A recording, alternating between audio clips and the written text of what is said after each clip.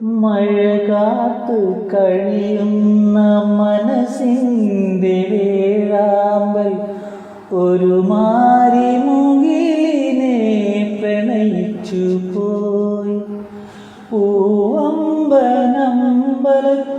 പൂജയ്ക്ക് പോകുമ്പോൾ പൊന്നും മിന്നും നിന്നെ അണിയിക്കും ഞാൻ.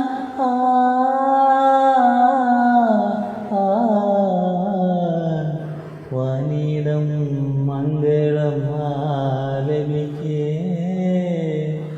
ഓമനെ നിന്നെ ഞാൻ സ്വന്തമാക്കും.